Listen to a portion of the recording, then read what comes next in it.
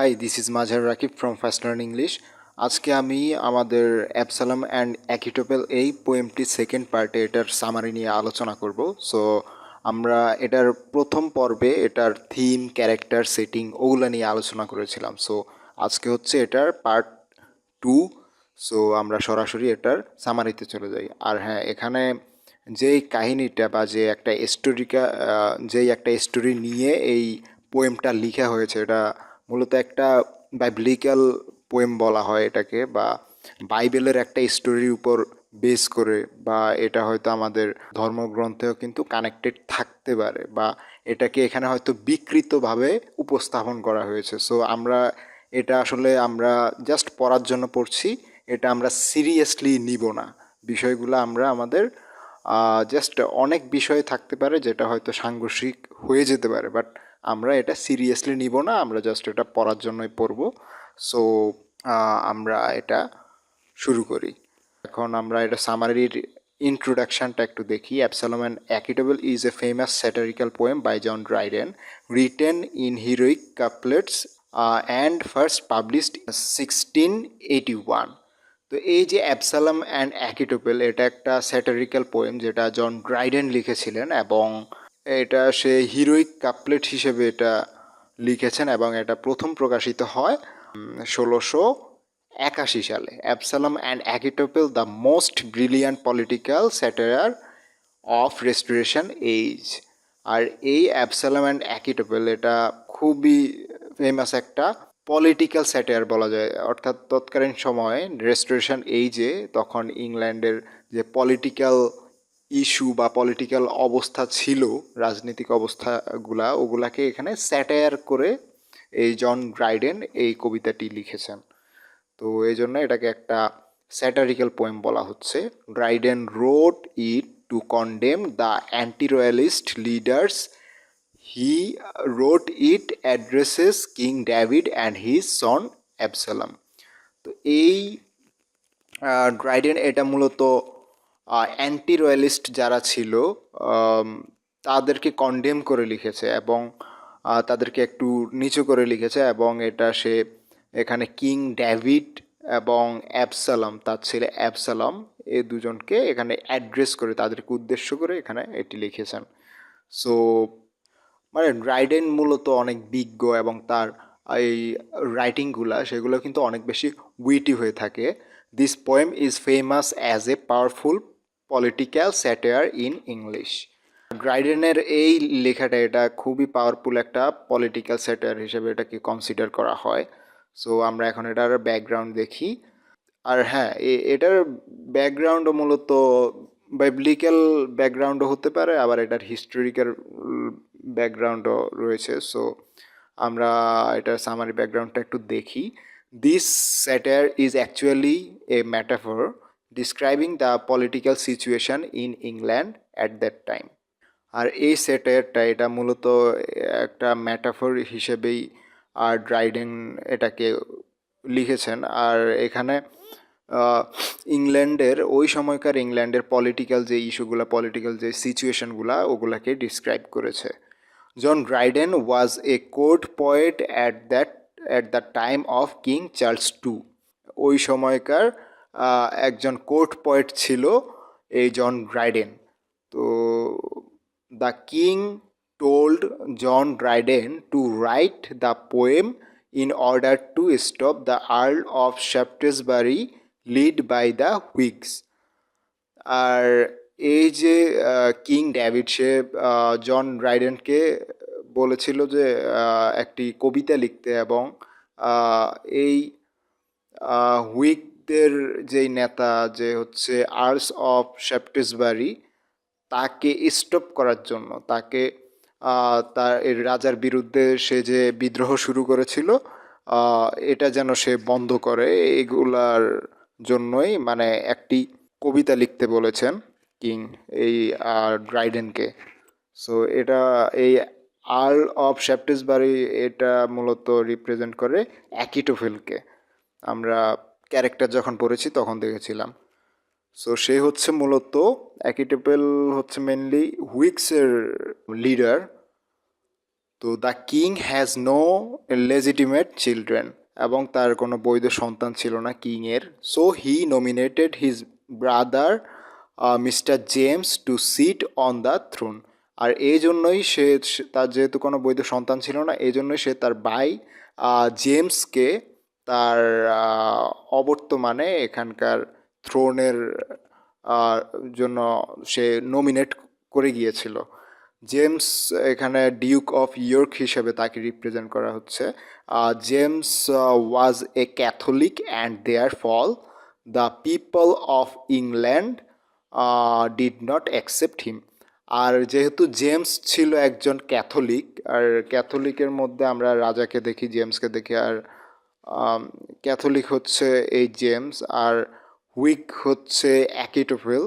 So এই জন্য মূলত কিন্তু তাদের মধ্যে একটা দ্বন্দ্ব থাকে। So the Whigs led by the Earl of Shaftesbury were strongly oppose to James. আর এই যে হুইগরা তারা মূলত এই জেমসের বিরুদ্ধে তখন স্ট্রংলি তাকে তার অপোজিটে যায়। দে সাপোর্টেড দ্য ডিউক অফ মনমন্থ, এবং তারা সাপোর্ট করতে থাকে ডিউক অফ মনমন্থ অর্থাৎ অ্যাবসালমকে। এই যে তাদের ভবিষ্যৎ রাজা হবে অ্যাবসালম, এই হিসেবে তারা কিন্তু ডিউক অফ মনমন্থকে অ্যাকসেপ্ট করে। বাট তারা ওই যে জেমস যেহেতু ক্যাথলিক ছিল, এই জন্য জেমসকে তারা পছন্দ করেনি। But he was the illegitimate illegitimate child of the king, এবং কিন্তু সে ছিল রাজার অবৈধ সন্তান এই Absalom. King Charles two was totally against it because it is not legally correct. আর কিং চার্লস টু সেও অর্থাৎ রাজা ডেভিড আর কি, তো সেও কিন্তু এই বিষয়টার বিরুদ্ধে ছিল যে অ্যাবসালন বা ডিউক অফ মনমন্থ যে রাজা হিসেবে তাকে যে সাপোর্ট করছে এই হুইগরা, এটার বিরুদ্ধে সে কিন্তু টোটালি অ্যাগেনস্টে গিয়েছে তাদের। এবং এটাকে বলা হচ্ছে এটা আসলে লিগালি কারেক্ট না, যেহেতু তার বৈধ সন্তান না সে।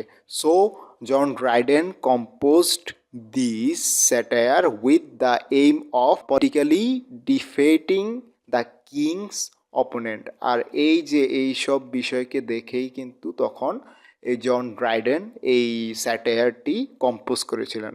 তো আমরা এখন এটার মেইন সামারিটা দেখি। King David was a successful king of Israel whose favourite this was women. এবং কিং ডেভিড সে খুবই সাকসেসফুল একজন কিং ছিল ইসরায়েলের বা ইংল্যান্ডের, এবং তার ফেভারিট থিংসের মধ্যে ছিল মহিলা বা মেয়ে মানুষ এগুলা। অর্থাৎ এখানে কিং ডেভিডকে তার চরিত্রকে এখানে কিছুটা নিচু হিসেবে দেখিয়েছে poet. He had a large number of mistresses through whom he became father of many illegitimate children. এবং তার অনেকগুলো উপপত্নী ছিল, মিস্ট্রেস ছিল, এবং এগুলোর মাধ্যমে সে অনেক অবৈধ সন্তানের জন্ম দেয়। Absalom was his favourite among them, এবং এই যে তার অনেক অবৈধ সন্তান এগুলোর মধ্যে অ্যাবসালম তার সবচেয়ে ফেভারিট ছিল, পছন্দের ছিল। He was a handsome young man, he was very famous to the people. আর সে খুবই হ্যান্ডসাম দেখতে ছিল, এবং সে মানুষজনের কাছে অনেকটাই পপুলার ছিল। দ্য জিউস অর্থাৎ ইহুদিরা এখানে হচ্ছে রোমান ক্যাথলিক, তাদেরকে বলা হচ্ছে the Jews of the kingdom আর ভেরি স্ট্রং অ্যান্ড রেস্টলেস। আর এই যে জিউসরা ইহুদিরা, এই রাজ্যের ইহুদিরা ছিল খুবই উচ্ছৃঙ্খল, খুবই রেস্টলেস, এইরকম টাইপের। They were not satisfied with the king David, এবং তারা কিং ডেভিডের মধ্যে স্যাটিসফাইড ছিল না, তারা কিং ডেভিডকে পছন্দ করতো না। They wanted more right and opportunities, এবং তারা আরও বেশি রাইট চাইতো, তারা আরও বেশি অপরচুনিটিস চাচ্ছিল। Most of the people of the country were peace loving and they were against the civil war. আর বেশিরভাগ মানুষই ছিল, কান্ট্রির বেশিরভাগ মানুষই ছিল পিস লাভিং এবং সবাই সিভিলয়ারের বিরুদ্ধেই ছিল। King David was very gentle and kind to his countryman. তো এই কিং ডেভিড সে খুবই জেন্টেল ছিল, ভদ্র ছিল এবং তার মানুষ কান্ট্রিম্যানদের প্রতি সে খুবই দয়াশীল বা দয়ালু ছিল। For this reason, the rebels hatched a conspiracy also known as Poppy's plot. আর এই কারণে কিন্তু কিছু বিদ্রোহী একটা প্লট করে এই রাজার বিরুদ্ধে, একটা ষড়যন্ত্র করে যার নাম হচ্ছে পপিস প্লট। তো এটা নিয়ে কিন্তু তোমাদের শর্ট নোট আসতে পারে, তো এটা একটু খেয়াল রাখো। At that time, it was rumored the Roman Catholics were plotting to dissolve Parliament by assassinating the king and other important political leaders. আর এই যে রোমান ক্যাথলিকরা তারা একটা প্লট করছিল পার্লামেন্ট থেকে কিভাবে রাজাকে সরিয়ে ফেলা যায় এবং একটা মানে গুপ্ত হত্যার মতো কাজ করার মানে ষড়যন্ত্র করছিল and other important political leaders. এবং তাদের এই বিষয়টার সাথে, এই ষড়যন্ত্রের সাথে আরও খুব গুরুত্বপূর্ণ কিছু লিডারও ছিল যুক্ত। But Catholics deny it, but যারা সাধারণ জনগণ ছিল, ক্যাথলিক্স ছিল, তারা কিন্তু এই বিষয়টাকে ডিনাই করে। However, Korah and his friends joined the conspiracy. তো কোরাও হচ্ছে একজন লিডার এবং সেও কিন্তু এই পপিস প্লটের মধ্যে কিন্তু জয়েন হয়, এই কনস্পাইরেসির মধ্যে তারা জয়েন হয় এবং রাজাকে তারা সরিয়ে ফেলতে চায়। In this way the common people go against the government. আর একটা সময় তখন কিন্তু কমন পিপলরা গভর্নমেন্টের অ্যাগেনস্টে চলে যায়। Achitophel was the most influential of all this conspiratorial leaders in the state of Israel. আর এই সকল যারা ষড়যন্ত্র করেছিল রাজার বিরুদ্ধে, এদের মধ্যে সবচাইতে ইম্পর্টেন্ট বা সবচাইতে বেশি ষড়যন্ত্রকারী হচ্ছে অ্যাকিটোফেল। অ্যাকিটোফেল ইজ ভেরি কারিং plotter and he loves danger. এবং সে খুবই চতুর একজন প্লটার, ষড়যন্ত্রকারী, এবং সে সবসময় ডেঞ্জারই পছন্দ করে। And a politician as a politician he was very clever and dishonest. আর পলিটিশিয়ান হিসেবেও কিন্তু সে খুবই চালাক ছিল, কিন্তু সে অসৎ ছিল। বাট অ্যাজ এ জাজ হি ইজ ভেরি কোয়ালিফাইড। কিন্তু জাজ হিসেবে বা তার যেই জাজমেন্টাল যে স্কিলটা ছিল এটা খুবই ভালো ছিল, সে জাজ হিসেবে খুব কোয়ালিফাইড ছিল। হি tax advantage of the Poppy's plot two reveal against the king. এবং এই যে একটা পপিস প্লট ছিল, এই ষড়যন্ত্রের অ্যাডভান্টেজটা সে নেয় এবং সে এটাকে কাজে লাগিয়ে কিংয়ের বিরুদ্ধে যায়। Achitophel wants to be known as good politician. আর অ্যাকিটোফেলও চেয়েছিল একজন ভালো পলিটিশিয়ান হতে। He finds Absalom as a good weapon to fulfil his plan. এবং সে অ্যাবসালমকে একটা ভালো হাতিয়ার হিসেবে পায় এই রাজার বিরুদ্ধে যাওয়ার জন্য। আর অ্যাবসালম হচ্ছে মূলত রাজার অবৈধ সন্তান। So Achitophel trying to awaken Absalom's inner ambition as a successor to the king's throne. অ্যাকিটোফেল এই অ্যাবসালমকে সে বলে যে, বা বিভিন্নভাবে সে লোভ দেখাতে থাকে যে তুমি হচ্ছে এখানকার একমাত্র উত্তরাধিকারী রাজার, এই রাজ্যের, তার অবর্তমানে। সো এইভাবে বিভিন্নভাবে সে তাকে ম্যানিপুলেট করতে থাকে। Thus through this he wants to implement his plan. আর এগুলোর মাধ্যমে কিন্তু সে তার এসব প্ল্যানকে সে কার্যকর করতে চেয়েছে। So he invites Absalom to join him in the rebellion. তো সে মানে অ্যাবসালমকে ম্যানিপুলেট করতে থাকে এবং সে এই বিদ্রোহের মধ্যে তাকেও যুক্ত হতে বলে, বিভিন্নভাবে তাকে সে ইনফ্লুয়েন্স করতে থাকে। Achitophel told Absalom has royal blood on his body, so he may be the most deserving successor to the king's throne. এবং সে আরো বলে যে তার মধ্যে রয়্যাল ব্লাড বইছে, সো সেই কিন্তু এখানকার একমাত্র ডিজার্ভিং সাকসেসর, সেই এই থ্রোনটাকে ডিজার্ভ করে। দেন অ্যাবসালম listened to Achitophel's arguments, but he still could not make a complete decision. তো অ্যাবসালম তো তার সব কথাই শুনে কিন্তু সে কোনো একটা ভালো ডিসিশনে যেতে পারে না তখনও। His first argument is this in this case was that he was not willing to fight with his father because his father was absolutely old and weak. প্রথমত তার বাবার বিরুদ্ধে এগুলা করতে পারবে না বিকজ তার বাবা খুবই বয়স্ক হয়ে গেছে এবং খুবই উইক এখন।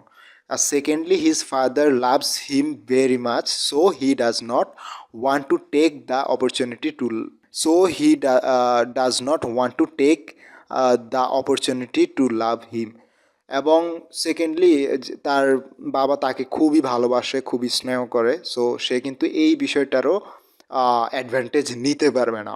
Also the king's brother James, whom the king himself nominated as heir to his throne, was a capable, worthy and handsome man. আর এই যে কিংয়ের ভাই জেমস, সেও কিন্তু যাকে কিনা কিং নিজেই নমিনেট করে গিয়েছে, তো সে কিন্তু এখানকার যোগ্য এবং সে খুবই বিচক্ষণ একজন মানুষ। তো অ্যাবসালম এটাও বলে যে সে এখানকার উত্তরাধিকারী হওয়ার যোগ্য, তাকেও সরানো পসিবল না। Although Absalom wants to be king, he will never be able to ascend the throne because he is an illegitimate child of the king. তো যদিও অ্যাবসালম কিং হতে চায়, কিন্তু সে এই ধরনের ষড়যন্ত্র করে এই থ্রোনটা নিতে পারবে না এবং সে হচ্ছে রাজার একজন অবৈধ সন্তান।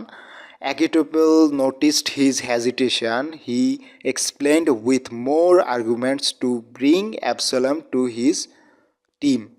তো তখন অ্যাকিটোপেল তার এই হ্যাজিটেশনকে খুব নোটিস করে এবং সে এক্সপ্লেন করে যে তাকে আরও আর্গুমেন্ট দেয় অ্যাকিটোপেলকে এবং সে তার টিমের মধ্যে তাকে নিতে চায়। For example, he said tenderness of the king is actually a kind of weakness. Achitophel also thinks that the king did not love Absalom, and if he had loved Absalom, he would have chosen him to inherit the throne.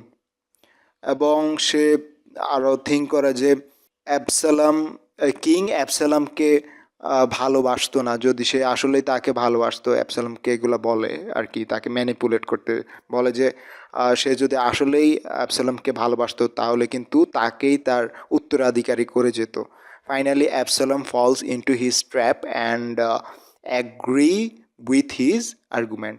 তো এসব শোনার পর finally সে কিন্তু এই ট্র্যাপের মধ্যে পড়ে এবং সে তার আর্গুমেন্টে অ্যাগ্রি হয়। Achitophel promised him that he would gather all the people against the king, এবং অ্যাকিটোপেল আরও বলে যে সে সকল মানুষকে, সবাইকে কিংয়ের অ্যাগেনস্টে দাঁড় করাবে। They will help him in his rebellion against the king, এবং তারাও তাকে সাহায্য করবে কিংয়ের অ্যাগেনস্টে যেতে। One of the people in opposition to the king was Zimri. He was a big conspirator and completely unbelievable person and fickle. এই তাদের মধ্যে এই কিংয়ের অপোজিটে ছিল একজন লোক, সে হচ্ছে জিমরি। তো সে একজন খুবই বড় মাপের ষড়যন্ত্রকারী এবং সে খুবই ডেঞ্জারাস একজন পার্সন তাকে বলা যায়। Another of the king's opponents was Shimei. He was very stingy and he kept his servants very hungry. এবং সে খুবই কৃপণ ধরনের একজন লোক এবং তার সার্ভেন্টদেরকে সে সবসময় হাংরি রাখে। তো এইগুলোও কিন্তু কিংয়ের অ্যাগেনস্টে যায়। এই জিমরি আরেকজন হচ্ছে সেইমি, এই দুজন। He accumulated a lot of money and wealth through various scams and frauds, এবং সে অনেক টাকা পয়সার মালিক বা অনেক টাকা পয়সা সে ধন সম্পদ সঞ্চয় করেছে অনেক ধরনের স্ক্যামের মাধ্যমে, ফ্রডসের মাধ্যমে। So the most wicked and dishonest of this conspiratorial was Corah, এবং এই সব ষড়যন্ত্রকারীদের মধ্যে কোরাও অন্যতম একজন, কোরাও একজনের নাম। His father was a weaver and Corah is the discoverer of popish plot. আর তার বাবা, কোরার বাবা ছিল একজন তাঁতি, এবং সে হচ্ছে, এই কোরা হচ্ছে পপিস প্লটের একজন discoverer. Absalom come out and of the palace to prepare for the rebellion against the king. তো তখন সে প্যালেসে আসে অ্যাবসালম, এই কিংয়ের অ্যাগেনস্টে বিদ্রোহ করার জন্য। He travelled all over the country to find supporters, এবং সে পুরো রাজ্যে, পুরো কান্ট্রিতে সে ট্রাভেল করে তার সাপোর্টার্সদেরকে খোঁজার জন্য। Absalom and Achitophel provoked the common people against the king, এবং অ্যাবসালম, অ্যাকিটোপেল তারা কমন পিপলদেরকে রাজার বিরুদ্ধে যাওয়ার জন্য খুবই উস্কে দেয়। However, the people of Israel were misled by Achitophel and helped him in every way. তো যদিও এই অ্যাকিটোপেলের দ্বারা মানুষজন, সাধারণ মানুষজন মিসলিড হয়েছিল, এবং তারা তাদেরকে হেল্প করতে থাকে সব ক্ষেত্রে। The revolt became so popular that only a few of the kings friends and companions stay with him. তো এই রিভলিউশন বা এই যে রিভোল্টটা, এটা এত বেশি পপুলার হয়ে যায়, সবাই এত বেশি রাজার বিরুদ্ধে চলে যায়, তখন কেউই রাজার পক্ষে ছিল না, শুধুমাত্র রাজার কিছু বন্ধু এবং তার কিছু সাথী ছাড়া। The most important of the king's supporters was Barzillai. He always besides the king in both danger and good time. তো এই যে বারজিলাই, তো এই হচ্ছে একজন সাপোর্টার রাজার, এবং সে সর্বক্ষেত্রে রাজার ভালো সময়, খারাপ সময়, সব সময় কিন্তু রাজার পাশে ছিল। Barzillai son was Adriel, who was a warrior and served the country faithfully, এবং সে একজন ওয়ারিয়র ছিল, এবং কান্ট্রির জন্য সে মানে নিজেকে স্যাক্রিফাইস করতেও রাজি, এইরকমভাবে সে নিজেকে সার্ভ করতো কান্ট্রির জন্য। The next king's important companion was Zadok, a gentle and decent man. আর আরেকজন সাপোর্টার ছিল জ্যাডোক, সে খুবই ডিসেন্ট এবং জেন্টেলম্যান ছিল। Next on the king's list of faithful man is Sagan of Jerusalem, who is famous for his kindness and hospitality. তো এও আরেকজন ছিল যে কিনা রাজার পক্ষের লোক ছিল। Also many companion came to help him in his dangerous situation. তো আরও অনেক লোক, অনেক কম্পানিয়ন রাজার এই ডেঞ্জারাস সিচুয়েশনে তার কাছে আসে। In addition the king's supporters advised him to be stronger and to take stronger action against his অ্যানিমিজ।